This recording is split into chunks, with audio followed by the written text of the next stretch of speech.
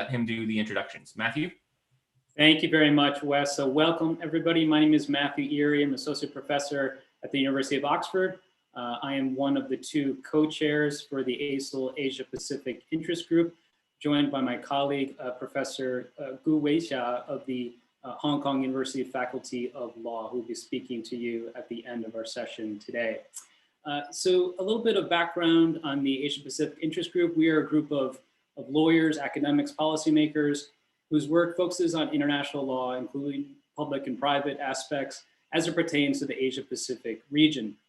We're inclusive and ecumenical in two senses, both professionally, including both people from the private sector, public sector, academia, as I mentioned, but also geographically. We define the region quite broadly to include Eurasia, South Asia, Central Asia, and the Pacific, as well as East Asia. Since 2020, we've been holding a number of webinars on COVID-19, national security law, ISDS reform. We've also started a newsletter on international law issues in the region that is actually edited by one of our panelists members today, Ms. Qian Bao. Very thankful to her.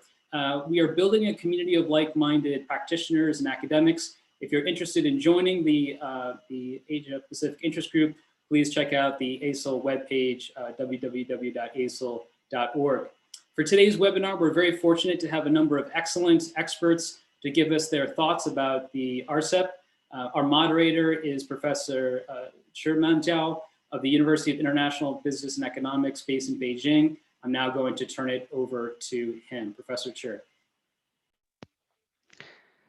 Thank you, Matthew, and warm welcome to all the participants and our speakers. As Matthew has said, it's our another one of a series of talks or webinars on cutting-edge issues relating to the Asia-Pacific region. So today we're going to discuss the potential impacts of the RCEP RCEP on the Asian-Pacific region, and we're very happy to have leading experts from this region.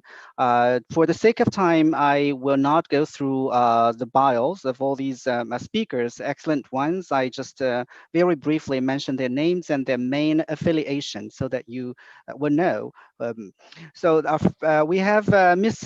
Qian Bao, an independent arbitrator of Arbitration Chambers of Hong Kong.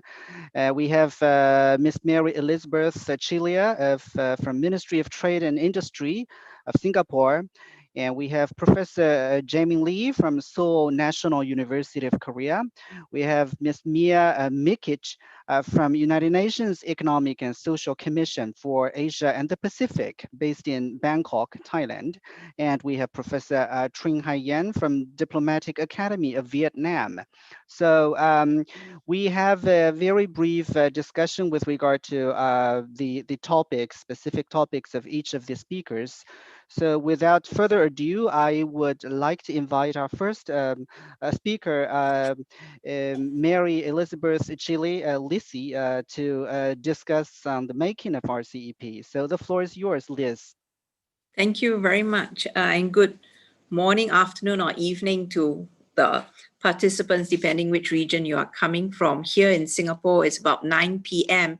So I apologize if I'm looking a bit tired. It's been a long day.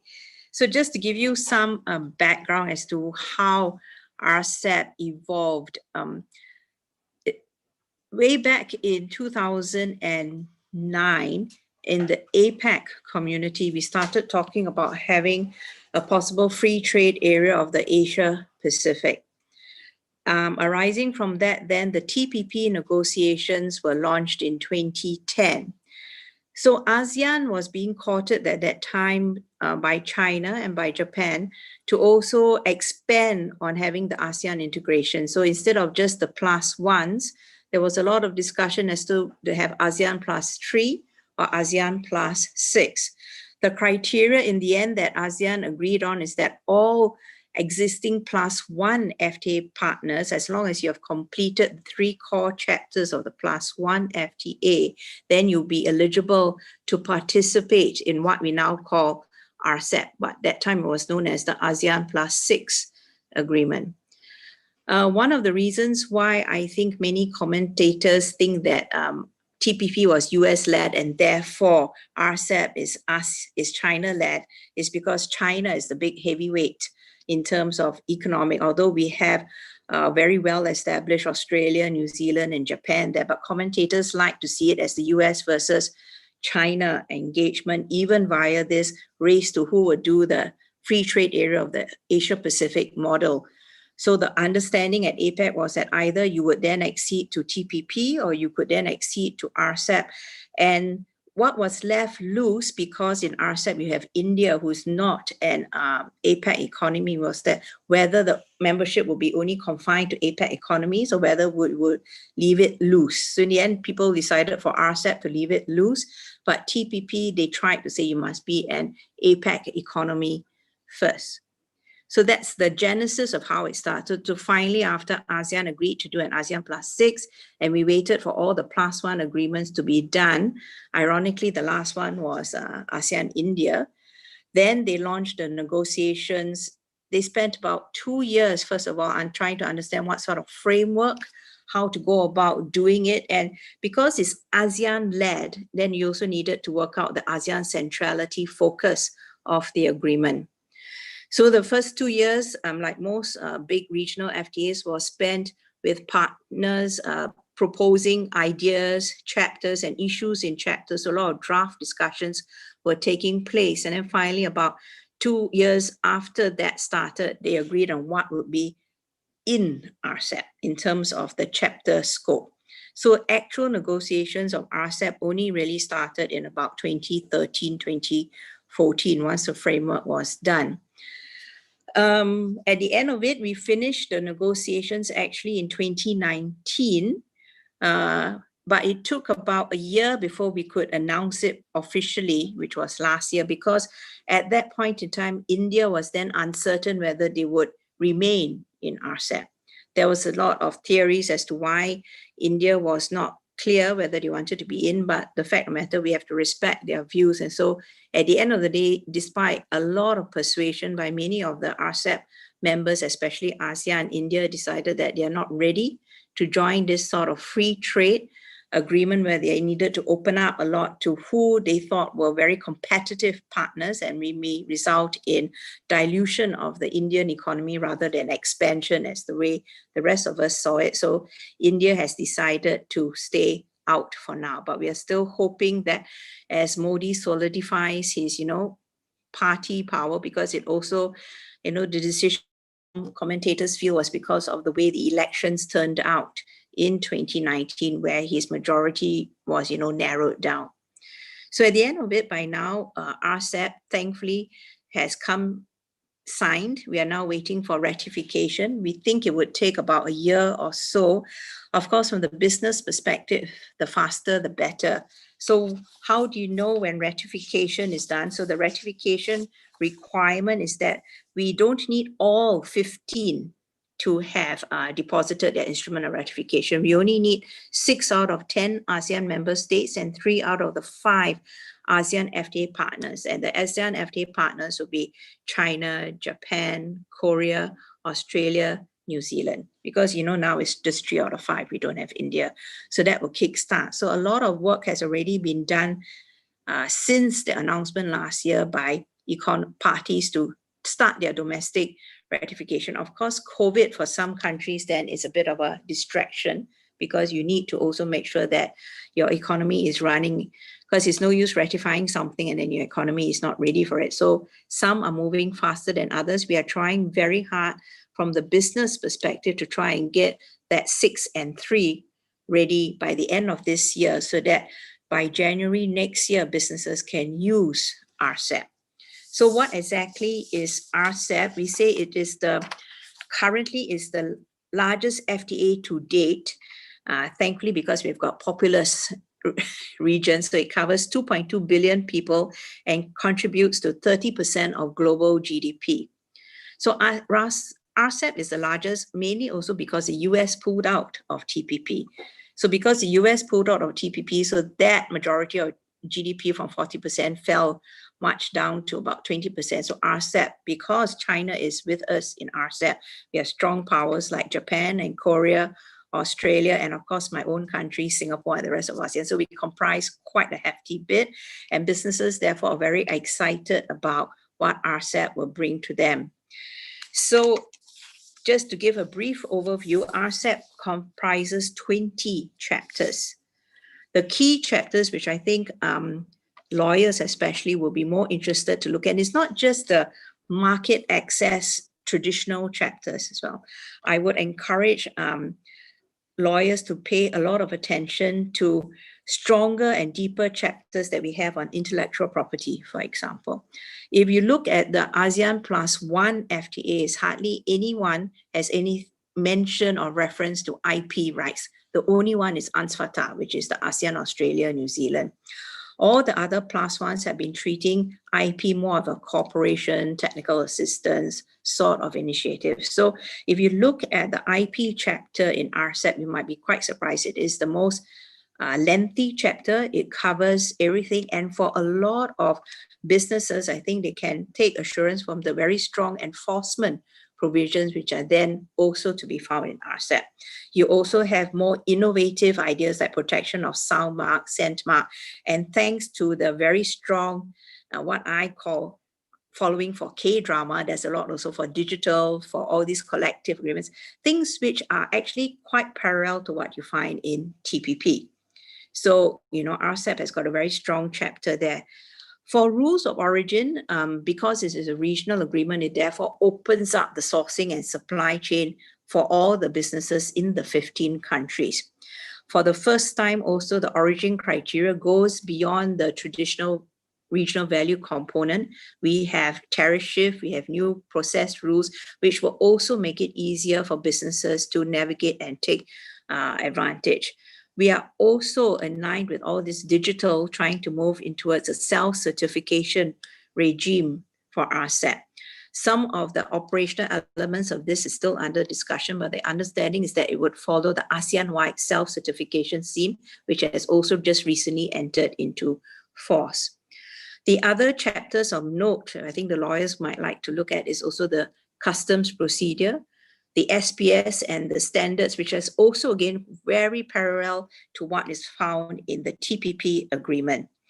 For the market access chapters itself, I would just say maybe don't hold your breath so much, because the 15 countries being adjacent to each other means that we all see each other as a competitive threat. When you see each other largely as a competitive threat, then your advances in the extent and amount of liberalization may not be as extensive as perhaps what we finally saw in TPP, because the TPP parties are not adjacent and therefore not competitive to each other in that way for the same market sector. So it's just something to bear in mind. The other unique feature I would say for RCEP is that they also start talking about e-commerce. For the first time, we also talk about competition. So I think if you look at the contents of RCEP and you compare it to what is already in existence for the ASEAN +1 FTAs, it is all these regulatory chapters, the SPS, TBT, IP, e-commerce, competition, that provide the strong regulatory framework compared to the normal ASEAN +1s, which has been very focused on market access liberalization. So you can see how they complement each other that way. The other point of note, I think that everybody will be wanting to know beyond ratification and entry into force, is what sort of open accession is there.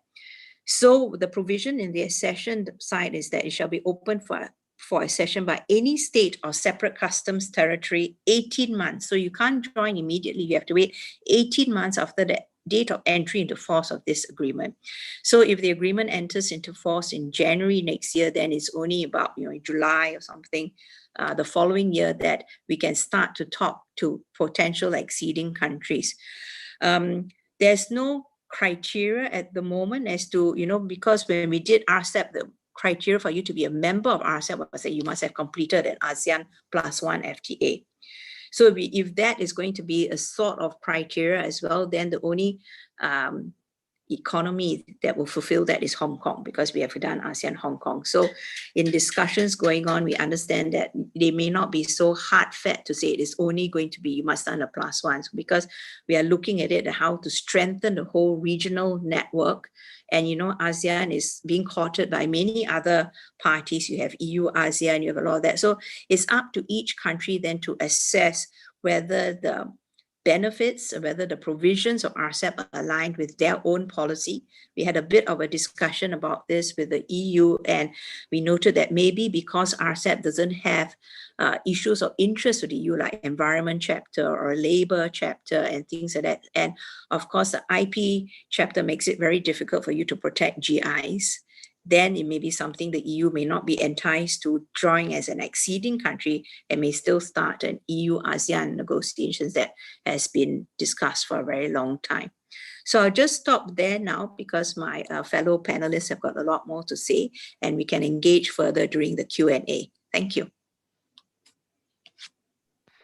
Thank you, Liz, for this perspective from the insiders, I would say, very helpful. So next speaker, we would like to invite Mia. She will talk on the general impacts of the RCEP on the region from a social and economic perspective. So Mia, the floor is yours.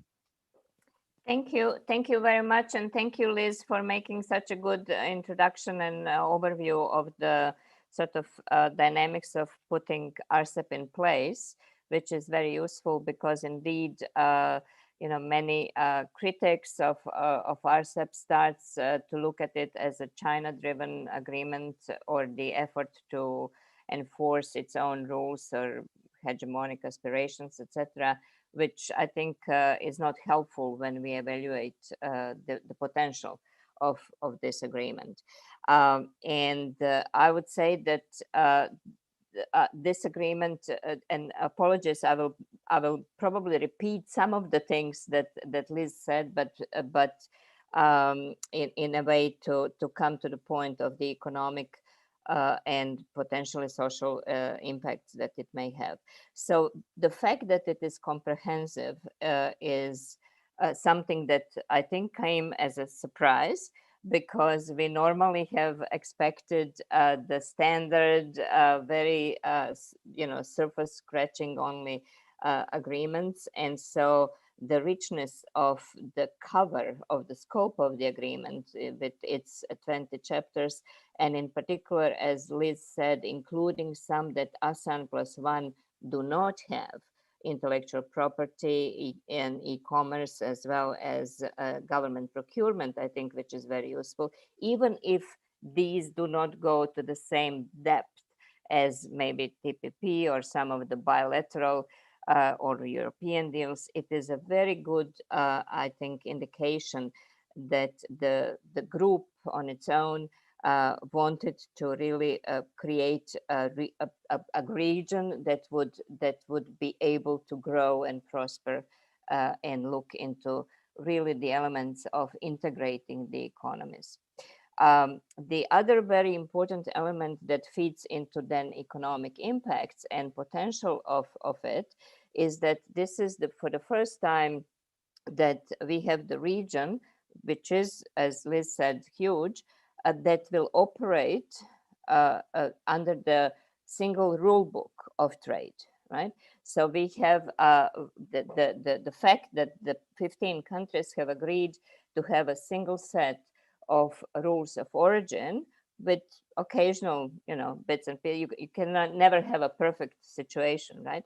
But a single set of rules of origin that are extremely simple. That is another surprise of this agreement, that are extremely simple to actually meet from the position of a firm, and that lead towards a potential to really enhance regional supply chains and connectivity between the firms across the region. Now, of course, this is just one element, and it is definitely necessary, but not perhaps sufficient conditions, and there are many other things that need to be put in place for that. But it opens the possibility for a really expansion of the intra-regional cooperation among the 15. Now, of course, these single rules apply within the region, and so when they trade with the third parties, they will have to trade again separately with those third parties according to the rules that are done between themselves. But given the potential of this market, there is a prospect of enhancing this, particularly if the technical cooperation and investment will be matching these possibilities. The other very important element of this, and I come here from the with the UN hat, and it goes directly, Cliff, to what you were saying. Please talk about social impacts, not directly at the individual level, but if we are talking about delivering prosperity and growth for all, this agreement actually carries with itself low income countries of ASEAN. So it actually brings together Myanmar and Cambodia and Laos to the same economic rule space as these others, but it doesn't force them to actually immediately enforce these rules, and it gives them flexibility in terms of the timelines. And what is important, which was always a problem with understanding, the special and differential treatment in the WTO and in some other agreements, whether it's useful or not, because those type of exceptions were excluding the commitments of countries towards liberalization. This agreement doesn't do that in general, and it requires the same commitments, but then it gives them the opportunity to have a longer terms of implementation, and many countries have actually in different ways already availed of that. Now, so these are the, and of course the uniqueness of this agreement, it is that it brings China, Republic of Korea, and Japan together. And this is the only agreement that allows these three giants to, in terms of trade, and in terms of technology and everything else that is at the frontier, that operates under these single rules. Now, when we look at, and I'm not going to go in the separate chapters because there are experts here that will inform us much more about that. But I want to talk about how this then positioned the region towards economic benefits, and what does it mean for the rest of the world, right? So as Liz said, these economies are adjacent economies. They share borders, they share history, and they are very much competitive in terms of the very similar structure of their resources, and that lends itself to what they can produce competitively or not. And so one very obvious result of that is that the commitments in terms of the trade in farm products and fisheries are not very deep, right? Because these are the sectors that these economies can do well, right? And I think one of the reasons of the relatively low coverage of this is for that reason. Another is that this agreement doesn't have three areas which are normally associated with sophisticated comprehensive agreements, which is labor standards, environment standards, and sort of looking at reining in state-owned enterprises, right? And we can talk about that and talk about the meaning of state-owned enterprise and the subsidies and why regional agreement should or should not have it and why it should be on the WTO level. But this is again the reflection of what these countries can produce well, with what resources, is it cheap labor or not? And that's why these things probably were excluded, and also from the negotiation point of view, probably it will drag the negotiations into maybe a new decade. And so it was easier to just close the book on that. So when you look at what the impacts, economic impacts are expected, then economic modelers have difficult time, and there are many pieces already appearing on the estimation or simulation of the benefits of RCEP. I'm trying to synthesize these. Now, the simplest thing is to look at the static effects, right? So this is basically looking at how the trade creation and trade diversion will appear from this, and these in in relative sense are small, because, as Liz said, 83% of goods trade that are actually captured by these trade diversion and trade creation effects are already liberalized between ASEAN +1 agreements and by the multiple sort of bilateral agreements. So it's very difficult to come up with enormous static-based resource allocation effects of this effect, even taking into account huge size of this block, right?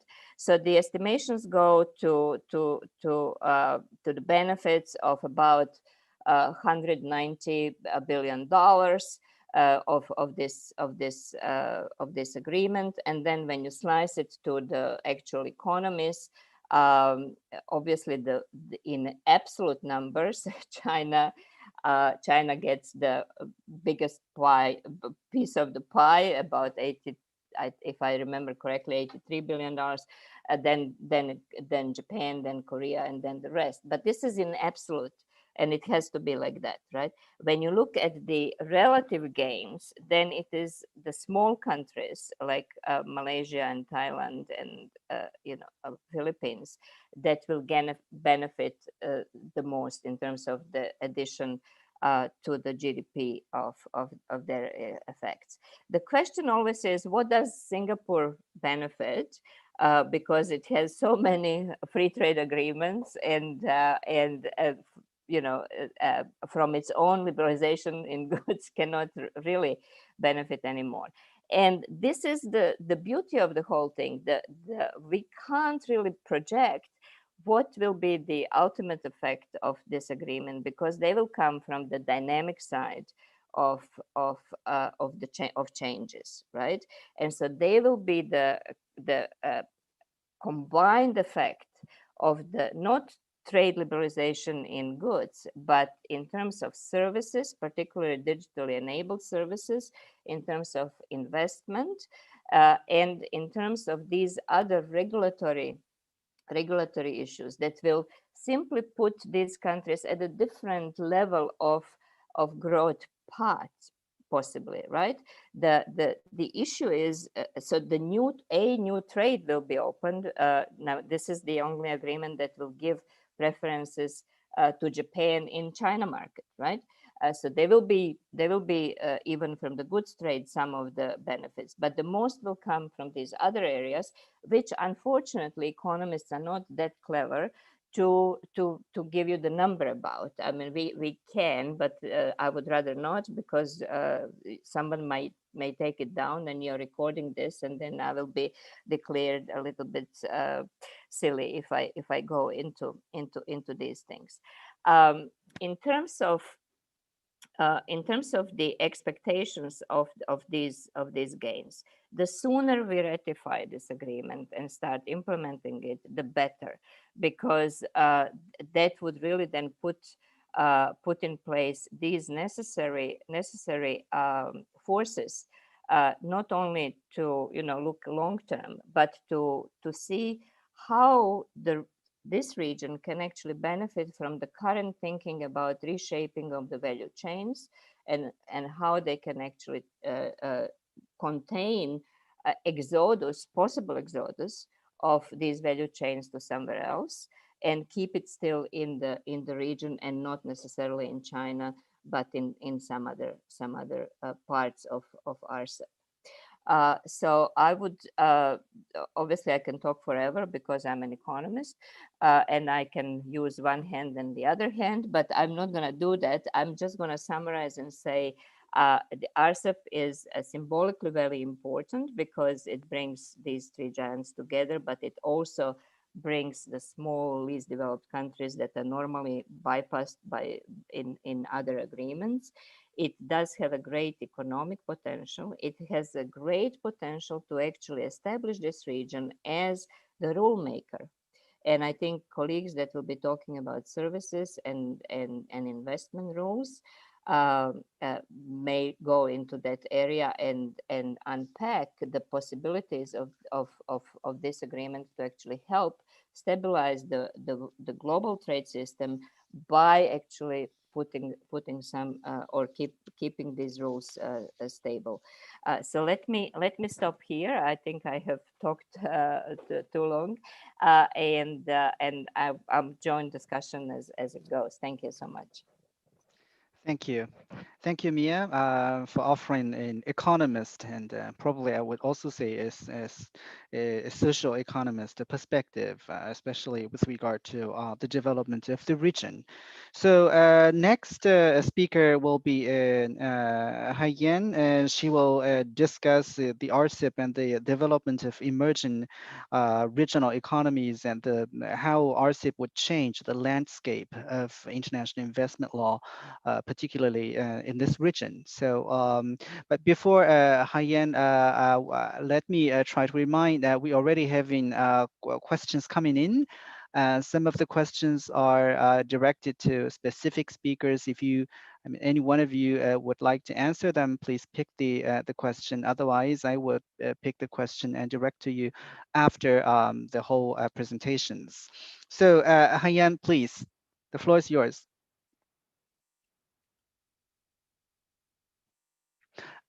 You have to unmute yourself. I'm sorry. Good. Good evening from Vietnam to everyone. Thanks so much, Manju, for having invited me to take part in this very interesting, exciting webinar. What I would like to do is generally comment on the impacts of the investment protection provisions under Chapter 10 on investment, but not from the view of an insider, a negotiator, as my fellow panelists, but that of an academic. So what I would not touch upon is investment market assets commitments in RCEP. My first observation is that RCEP investment chapter is an unfinished work because there is no self-contained enforcement or supervision mechanisms. Dispute settlement procedures from other international investment treaties cannot be imported by way of an MFN clause because RCEP Article 10.4 explicitly excludes that option. However, there is a provision, Article 10.18, which states that a work program will commence no later than 2 years after RCEP's entry into force. And such a work program will be concluded within the following 3 years for state parties to consider whether or not to amend RCEP to include investor state dispute settlement, or basically dispute settlement procedures in RCEP. So anyway, what we have now is substantive investment protection in Chapter 10 without enforcement mechanism. In theory, the principle of pacta sunt servanda in public international law to ensure state compliance with their commitments can come into play, but then it is actually states talk. And the foreign investors have no official voice to challenge the implementation of Chapter 10. But this, to my mind, is only a theoretical issue. When we look at the two scenarios after the entry into force of the RCEP, the first scenario is the RCEP parties reach no agreement on dispute settlement provisions after the timeline for the work program expires. Then the consequence would be, I guess, my personal view, a document Chapter 10 Why? Because first, there would be no virtually no international forum for investors to challenge the implementation of this chapter. Second, investors protected by RCEP can always rely on other international protection schemes, which are created by other bilateral investment treaties and free trade agreements with investment provisions, which coexist with RCEP and which contains investor-state dispute settlement mechanism. Article 22 of the 20 paragraph 2 of the RCEP emphasizes that the state parties' intention for the agreement to coexist with their existing international agreements, which means there are multiple BITs and treaty with investment provisions. To be more specific, the ASEAN Free Trade Agreement with Australia, New Zealand, the agreements on investment with China, South Korea, all signed in 2009 and already entered into force.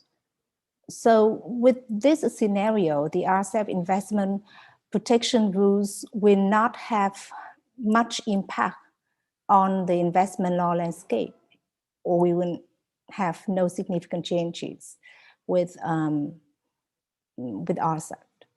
The second scenario is RCEP state parties will reach agreement on some kind of investor-state dispute settlement mechanisms, which would likely basically a reformed arbitration. My guess is based on what they have agreed before in their investment agreements. Then the situation still involves parallel application of those investment agreements.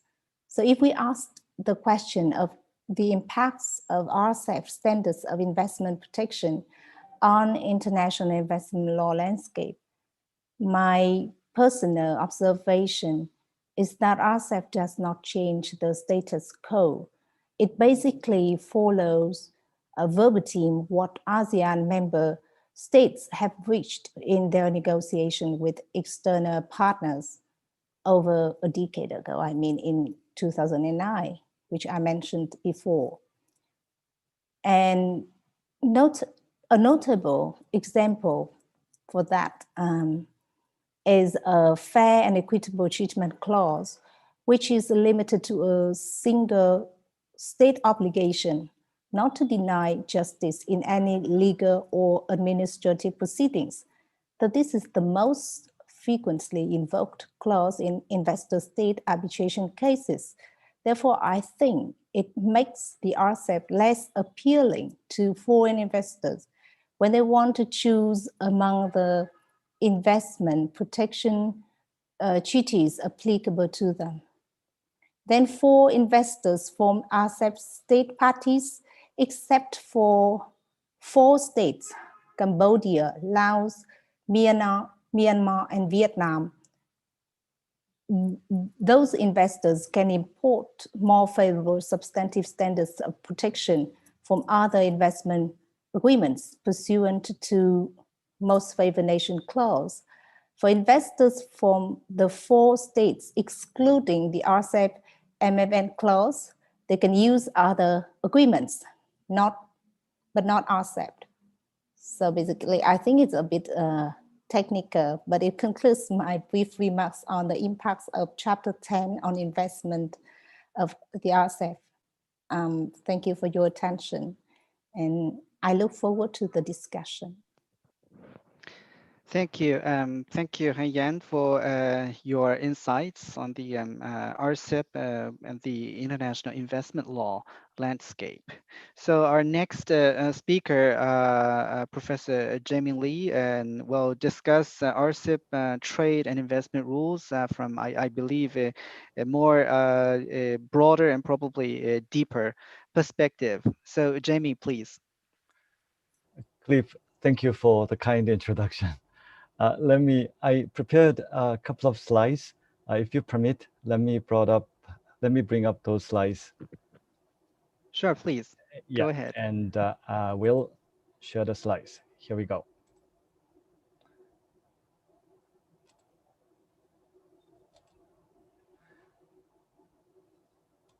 Again, Cliff, thank you. I'd like to thank Weisha and Matthew for organizing this important event. I just would like to echo what was mentioned by Liz, Mia, and Haiyan. And I believe this is an important stride. RCEP is an important stride in the difficult times. And 15 states agreement on this mega FTA is a very important development for these 15 states in this region, but also for the international trading regime generally as well. Let me briefly talk about investment rules. A little bit of them have been already mentioned by Haiyan, and I'd like to add a couple of issues with respect to the investment chapter. And the investment chapter is chapter 10 of the RCEP's 20 chapters. And as has been already mentioned by previous speakers, interestingly and importantly, and I should say critically, there are new rules included in RCEP, SMEs and the e-commerce and government procurement, etc. So these are all important development. And also, there are discussions on investment issues, and investment issues have been included in chapter 10. Chapter 10 investment chapter largely follows, I think, the existing international investment agreements. So the provisions are largely following the existing provisions of the IIAs. One caveat though, there are only 18 articles in chapter 10, which is a little bit short or brief, given the level of importance of RCEP as mega FTA. For instance, compared to the CPTPP or other important FTAs these days, only 18 provisions. Again, as mentioned by Haiyan, there is a reason. Because again, the most difficult or controversial issue, I would say, the investment arbitration. The whole issues have been deleted. I think it has been inevitable. Perhaps it was a prudent decision given the ongoing discussion in the international community about how to reform existing investment arbitration mechanism. So perhaps the 15 states had to make a decision that they would leave out the investment arbitration for the time being. And now let me get back to the ISDS issue shortly. And interestingly, general exceptions clause are applying to investment chapter. And security exceptions also apply to investment chapter. And interestingly, the security exceptions here is an expanded version. Expanded version, I mean more expanded than the RCEP-wide security exceptions. Let me get to the point soon as well. So now the chapter 10 is subject to only state-to-state dispute settlement mechanism of chapter 19 of the RCEP.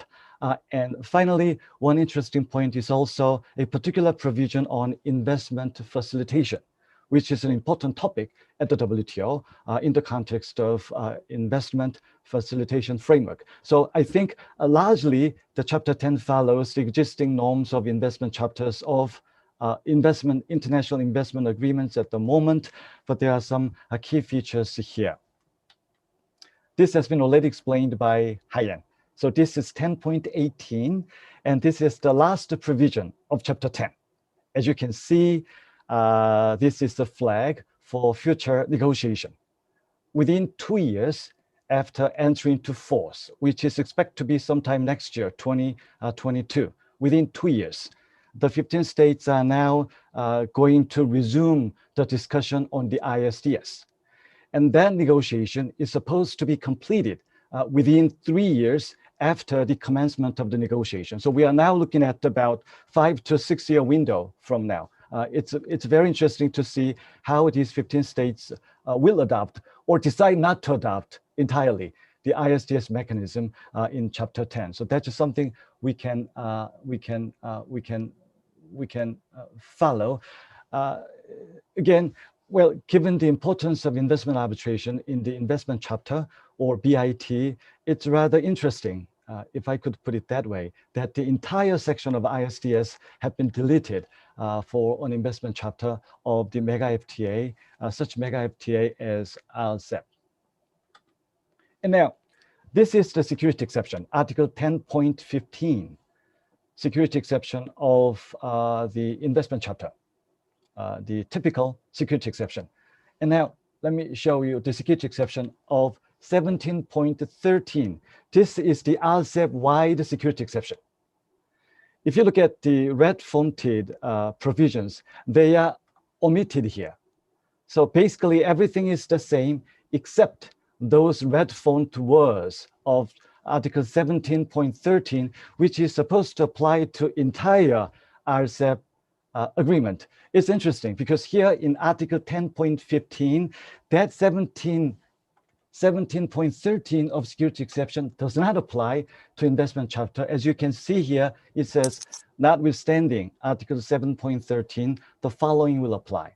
So I would assume that because of the absence of these additional conditions for the invocation of security exceptions, one could arguably, one could argue that security exceptions in the investment chapter is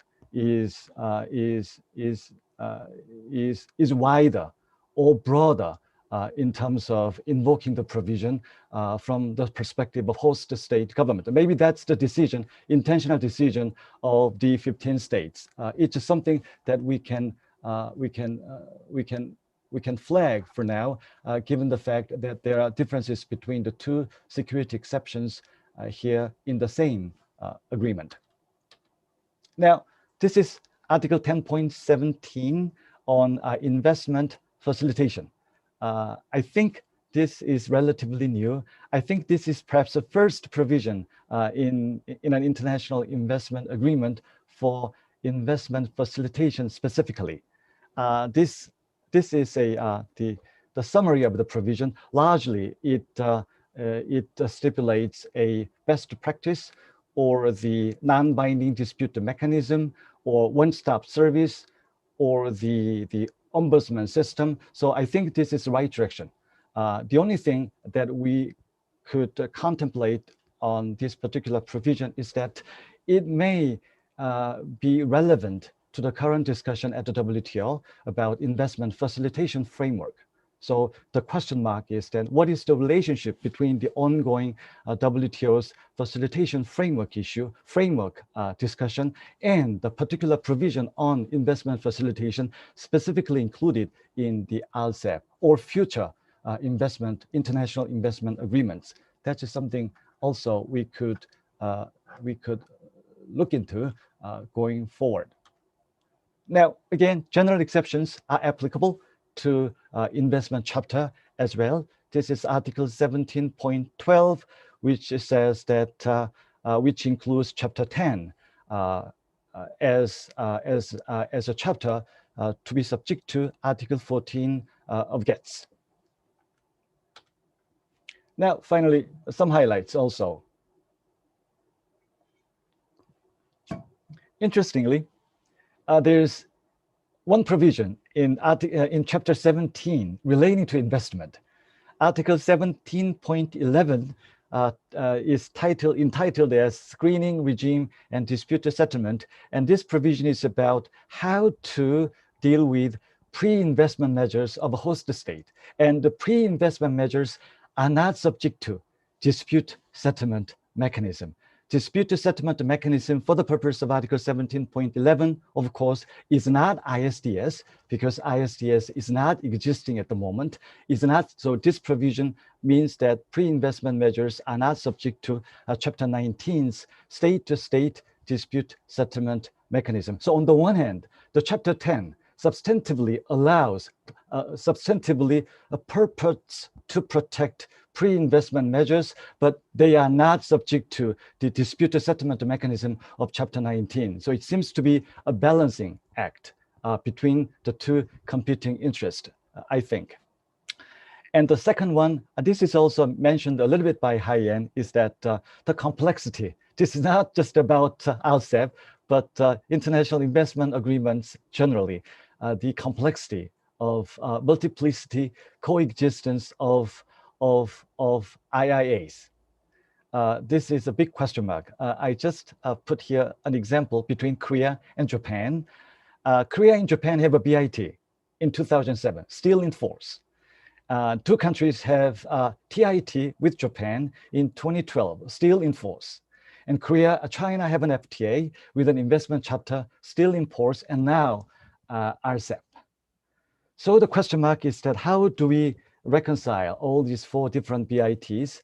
We'll find a way, I believe, but this is the complexity that raises a question mark for mega FTAs, particularly in this region, because we are all interrelated and integrated with the BIT's FTA, bilateral FTAs already. And now we have separate mega FTA covering the same issue. So that's one thing that we can contemplate again going forward. So because of this, possibly perhaps limited invocation of the chapter by foreign investors. I'm not quite sure, but possibly. Again, first of all, for the next 5 or 6 years at the least, we will not have ISDS for the time being. So there's no mechanism for foreign investors to bring their claims according to Chapter 10 of RCEP. Impossible.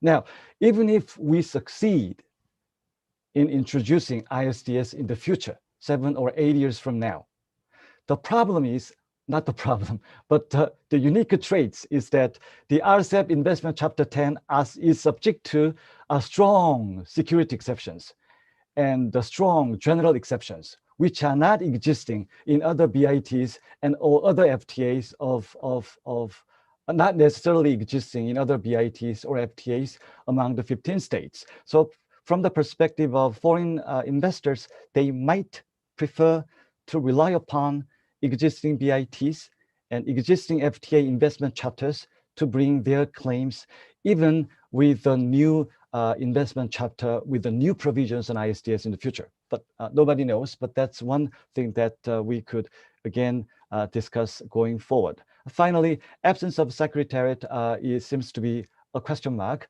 because again, Chapter 19 is very complex. Chapter 19 is very lengthy and very complex. And I think that any dispute arising under Chapter 10 and arising from any other chapter for that matter under RCEP will be subject to a very lengthy dispute settlement mechanism according to Chapter 19. I think perhaps a secretariat or something similar to secretariat might help 15 states handle these issues for the future, particularly so given the current paralysis at the WTO dispute settlement mechanism. And we are looking at 15 states encompassing a large areas of trade and investment. So there may be robust dispute settlement activity. For that, perhaps a secretariat or something similar to secretariat will be very helpful. Let me stop here. Thank you. Thank you very much. Thank you. Thank you, Jamie, for highlighting a few interesting but important features of the RCEP, especially with regard to investment dispute settlement. So talking about dispute settlement, we do have our final speaker. We have Qian. She'll discuss the dispute settlement. So Qian, the floor is yours. Thank you very much, and it's a pleasure and honor to be here today. And I've learned quite a bit from my co-panelists already, and much of what has been covered already has touched upon the issue of dispute settlement. And this is obvious in a way, and because it's absent from RCEP, and its absence, as expressly mentioned in Article 10, is what I think makes it of great interest to a dispute settlement person. And so the fact that it's expressly absent and the fact that it is part of the work program to go forward in the next 2 years to continue to negotiate this point raises a few questions. And the first question, of course, is why is this? Why has it been left absent? And I think part of the reason is that we are in an era where ISDS is proving to be quite controversial in our world, and it's worth exploring a bit as to how we got there and what got us to the point that ISDS has been concluded without, that RCEP has been concluded without an ISDS for now. Indeed, the RCEP negotiations themselves have stalled in the past almost decade, partly due to this very provision, or the fact or the question as to whether such a mechanism should be incorporated into this mega FTA. Now, certain countries, including Malaysia, India, Indonesia, and New Zealand, have expressly and officially opposed the inclusion of the ISDS mechanism, and others were as well in the end. And so, of course, this treaty was concluded without. Now, as has been mentioned by other speakers, there is furthermore the closure of any loophole of the applicability of clauses to ISDS mechanisms and other investment agreements. However, what this does not preclude is the investor from what this means is ultimately that corporations do not have an avenue for recourse or ISDS protections by way of RCEP.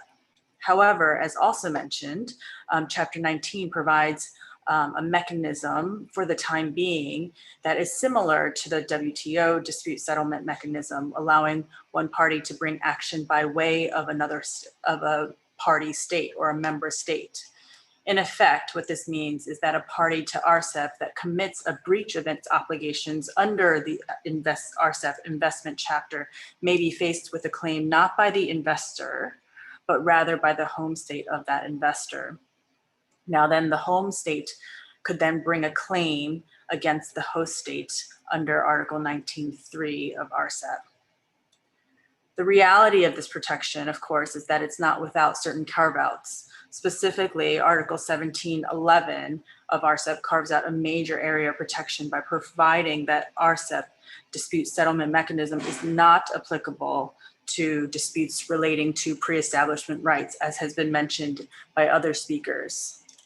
RCEP further provides that state parties with a choice of dispute settlement mechanisms, specifically from other mechanisms found in other investment treaties, could be made available. Now, what I want to spend some time in doing during my remaining minutes is rather than touch on the policy aspect, but rather go through what does exist as it stands under RCEP.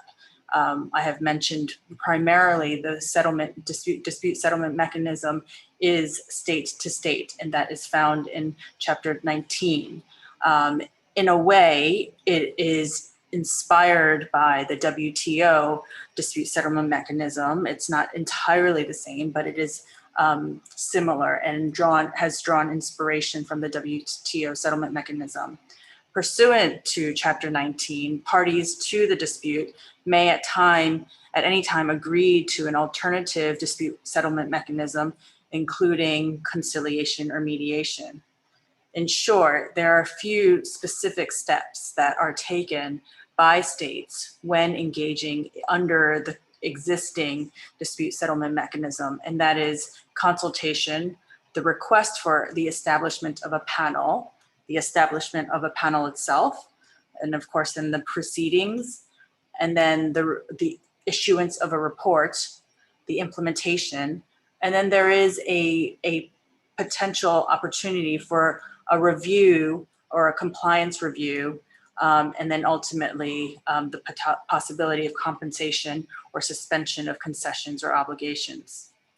Now, going through a bit more as to the mechanisms associated with the existing dispute settlement mechanism that exists for state to state or party to party within RCEP, the appointing panel, the appointment of a panel or an RCEP panel is very similar to other dispute settlement mechanisms, whereby there is a panel of 3 members unless the parties agree otherwise. And And furthermore, similar to the appointment of arbitrators under most institutional rules, there is the opportunity for each of the parties or each of the states to appoint their own arbitrator, whereby these co-arbitrators then appoint or agree upon by list procedure or otherwise to a chair.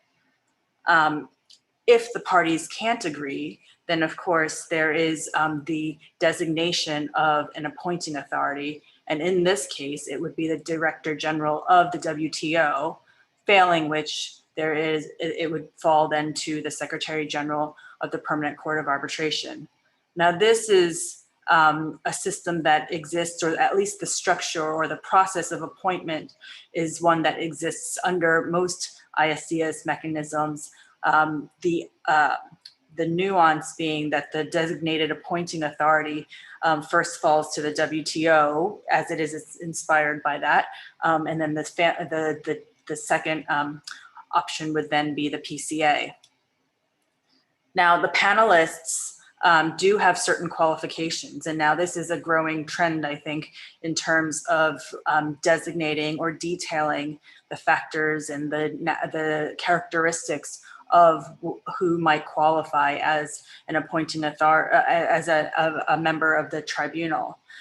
In this particular case, there is no specific expertise necessarily, but rather there is a strong emphasis on the neutrality and the importance of impartiality of the chair and the tribunal.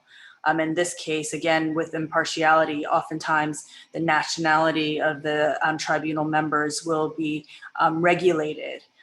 In this particular case, there is an express stipulation that the chair shall not be the nationality of any party to the dispute, or the third party should not have the residence in any of the parties to the disputes. The additional characteristic or qualification that is necessary is that the chair should have served on the WTO panel or the WTO appellate body. And this again reflects the inspiration of this existing mechanism to the WTO procedures. Now, in terms of the proceedings themselves, the procedures for the proceedings are sketched out again in Article 19, but the RCEP Joint Committee is in the process of drawing up and adopting more specific procedures, namely the rules of procedures for the panel proceedings. And it is expected that this procedure should be available within the year from the date of the entry into force.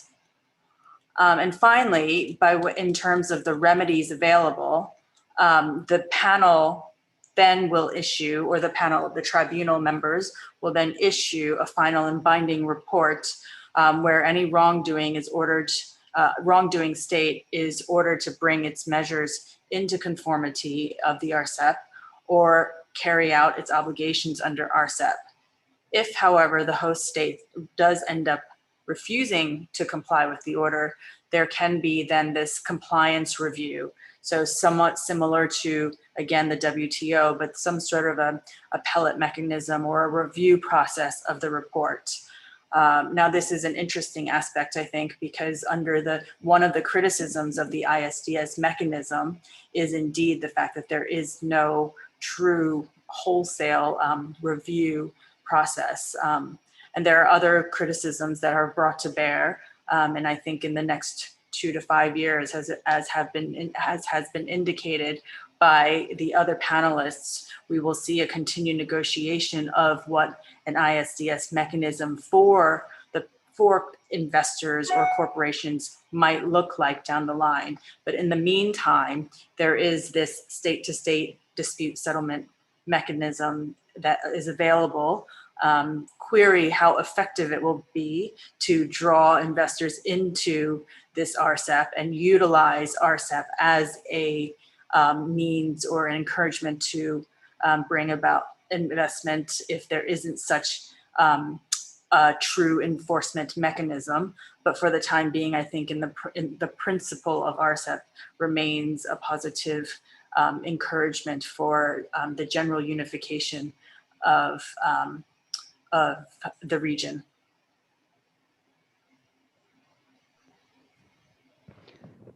Thank you, Chian. So thank you, Chian, for the insights on the dispute settlement and RCEP. So with that, we have already had 5 excellent presentations from different aspects of RCEP and impacts of RCEP. While we are still collecting more questions, and some of the questions have already been answered by our speakers. We are waiting for probably a bit more questions. But before that, I do have a common question for each of the speakers, and that is how the RCEP would impact on the trade rulemaking at the global level, especially if we consider the situation that there is a kind of fragmentation of investment and trade treaties nowadays. Now we have another one, which is a mega one, and probably the biggest one, at least in terms of population and probably GDP as well. So how will this change or impact the global trade rule making? More competition, more compromise, or whatever. So I would like to know your insights in that. So should we follow the original order? So Liz, do you mind taking the lead? Please. Thank you very much for that question. It's very interesting because, Singapore, like many of the other countries who've got quite a lot of FTAs, always said that the FTAs are a building block to how you can bring back new rules or modernize the multilateral rules, because the FTAs are usually faster to negotiate. So what do you bring back to the multilateral system?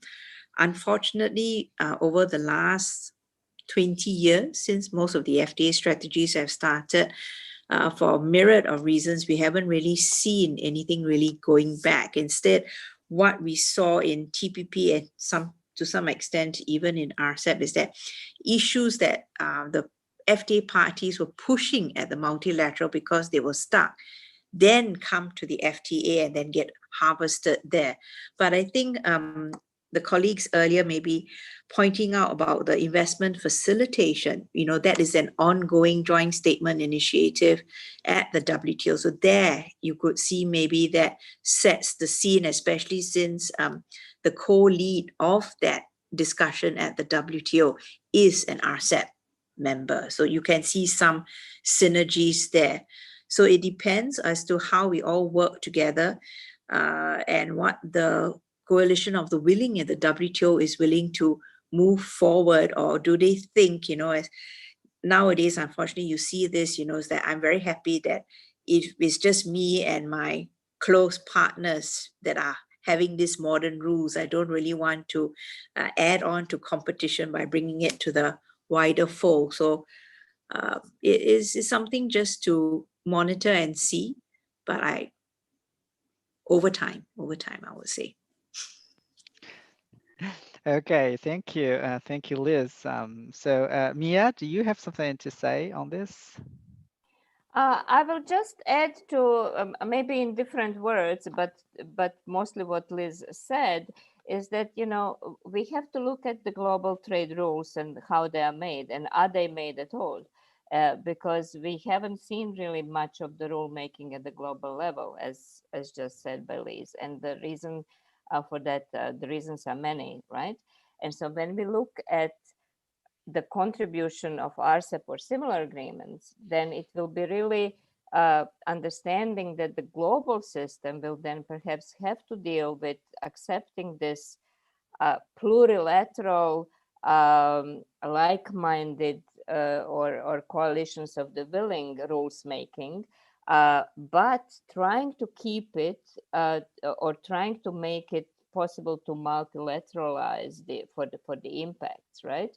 Rather than keep it as closed, because now you have obviously the only thing that we had under WTO global trade system was trade facilitation, which is not a standard rule making things, and it moved because it was really looking at combining together capacity building and flexibility, and because it is facilitating. And I think investment facilitation has good chance to actually get some traction in that context. I don't know what will happen with the other similar plurilateral. I'm hearing that environment is getting some sort of a second chance in life, etc. I don't know, but I think if we accept that there will be changes in the global rulemaking, then I can see how RCEP or similar will actually contribute to these setting new rules, not the old rules. But the question is, how many of the old rules do we actually need? And I think in particular, perhaps we haven't talked a lot about e-commerce or what it means for the rules in digital economy, and I think this is where we really need a champion, because just dropping the charging tariffs on electronic transactions or transmissions is not sufficient. We really need to start addressing more of the other regulatory issues there. So if RCEP manages to make some contributions there, I think it will be very, very welcome. So let me stop there, because probably people can say much more on that than me. Thank you, Mia. Thank you. Haiyan, please. Thank you very much, Man Jiao, for asking that interesting question of fragmentation of investment rules. What is remarkable in RCEP related to this point is I see its most favored nation clause as an effort of multilateralization for substantive issues, but not procedural issues. But that multilateralization of investment protection rules is possible through the MFN clause only for 11 state parties, namely Australia, Brunei, China, Indonesia, Japan, South Korea, Malaysia, New Zealand, Philippines, Singapore, and Thailand, and not the other 4 countries as I mentioned before. And that is of significant importance if and only if there is an investor-state dispute settlement. Again, my point on no enforcement or supervision mechanism created for investors, which traditionally can be found in other international investment agreements, makes RCEP very much less appealing to be relied by investors. I'm wondering whether Chapter 19 on state-to-state dispute settlement will be of much use if they can, if investors can invoke other applicable bilateral investment treaties and treaties with investment provisions dispute settlement mechanism, and also their protection, which more favorable for investors. And then, however, multilateralization of investment protection rules is not the case for 4 other states, Cambodia, Laos, Myanmar, and Vietnam, because they opt out of MN clause. So still, I think it's a positive step towards the multilateralization of investment rules, but we have to wait and see, because it all depends on the enforcement mechanism which investors can use and control. Thank you. Thank you.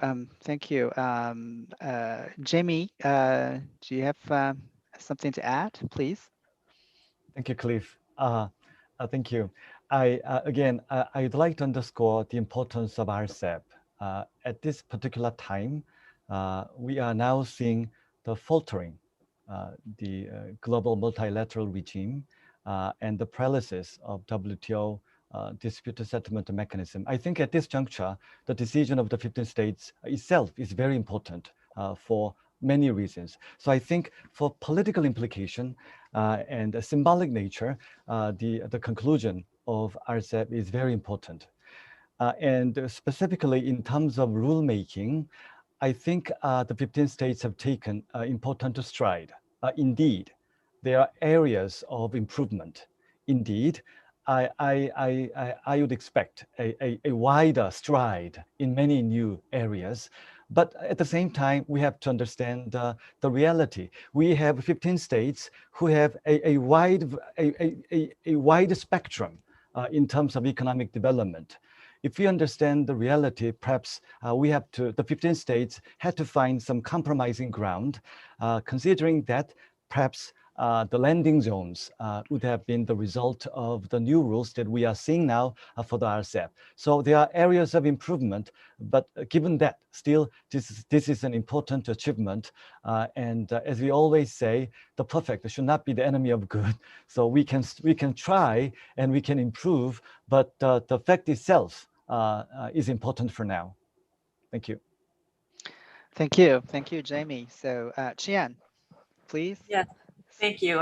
There's not much more for me to add on what my colleagues have said, but I just wanted to kind of take the more macro perspective and the symbolic effort of this result of this RCEP. I mean, this mega treaty was concluded during COVID, of course, and it took place over almost 10 years of negotiation, and in the context where, you know, the TPP and CPTPP and the involvement of the US was in play, and there was big talk about the TPP over the years, and RCEP was the regional stepchild, and in fact, at the end of the day, this regional stepchild came to the fore, and obviously there are there is quite a bit of unfinished business, but the fact that 30% of the world economy, the global economy, is represented under this treaty, I think is a symbolic moment for the strength of Asia and how it can operate independent of the Western economies. Thank you, Chian. So we have first round of questions. I think very heated and interesting discussions, and we're fortunate to still have a few minutes to pick up some questions from the Q&A box. So let me, some of these questions have already been answered, but there are a few left. The first one I would like to pick is a very interesting question, probably not a very legal one. So will India rejoin the RCEP in the future? India was part of the negotiation, and then it decided to leave at the very end of the negotiation. So will there be any possibility that India will rejoin the RCEP? Well, the question is not directed to any specific speaker, but let me take the liberty to ask Liz. I think it's probably more about the making. So do you have something to respond? I think all 15 parties hope India will come back. There's a lot of India-specific provisions in the RCEP chapters, which India had pushed for and others had agreed to. So there's a lot in there for India as well. So as I said earlier, I think, domestic fears because he didn't get a clear majority in the elections, and therefore was he then going to be selling out the farmers, and this because of the perceived competition coming out. So to me personally, if Modi can start to reassure and work with the confederate industry in India and stuff like that to say how actually being part of RCEP will boost India's economy rather than being out of it, we all hope that India will come back, and we have kept the door open for India. So, the understanding is that India, if they come back, they will not come back as an exceeding country where they have to renegotiate everything, but they can just, sort of like step in, except maybe for some of the, newer issues, if they take a very long time, and if ISDS or is something like that in which is rulemaking or market access, then maybe. But otherwise, the door has been kept open because we work so hard. I mean, I was chair of the IP working group, and there's so much in the IP chapter, which was, India's offensive interest, things which a lot of the other parties have not had in their other IP chapters in FTAs like GRTK and traditional knowledge. So it would be a pity after all that if India never comes back. Thank you, Liz. Anyone else? Any of our speakers would add on that?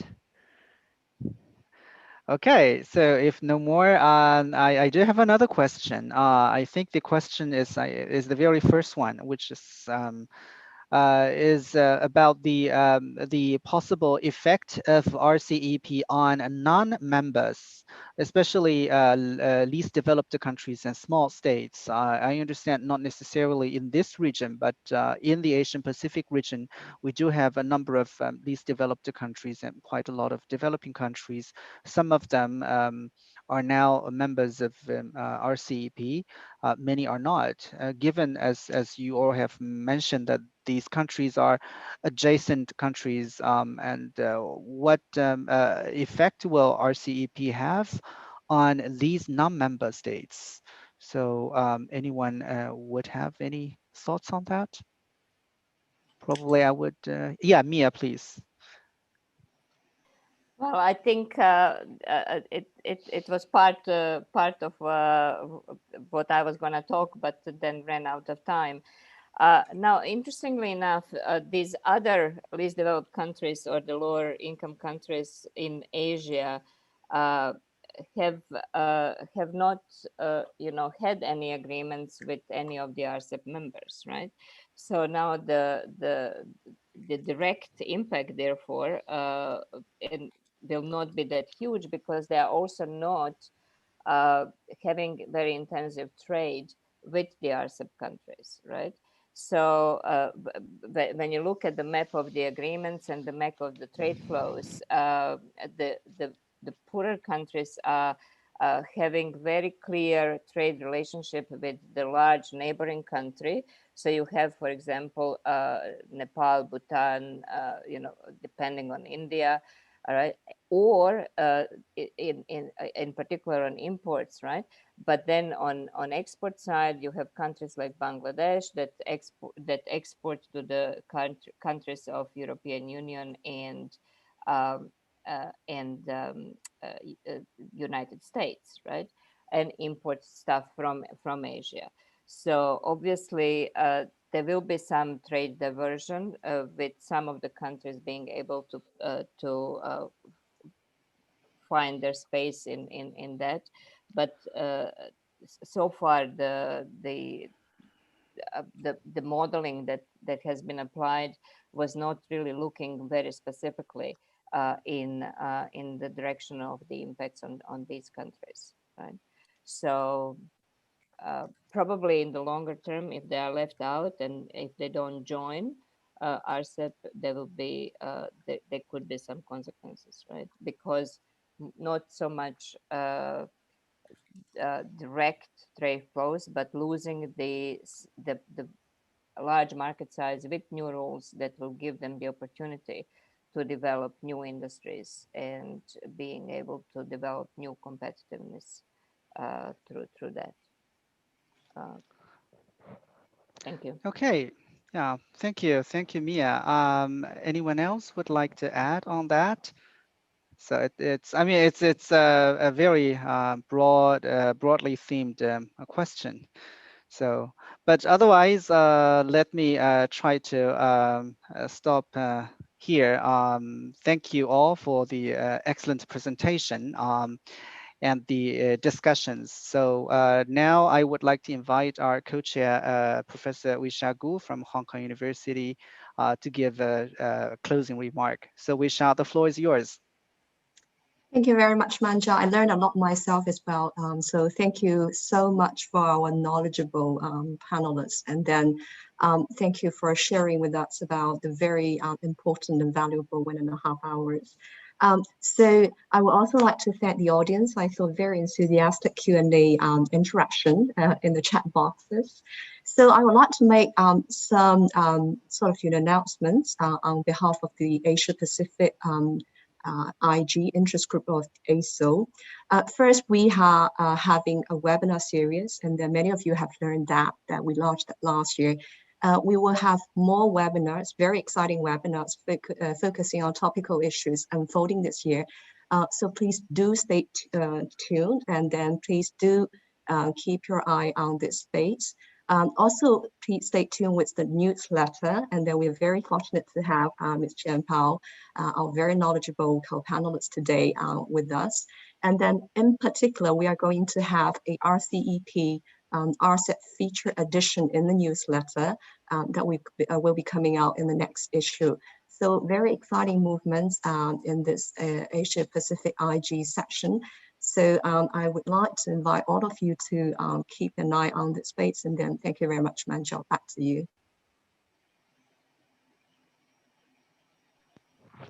So thank you, Wisha. Actually, I have no further things to add. My last word would great thanks to all our speakers. Thank you for joining us from different parts of the world. It's very late in some parts, and a great thanks to all our audience. We have a great audience, and this session will be recorded and then videoed in through, I think, YouTube and other channels in ASO. So if you missed this live, and you can still have the information.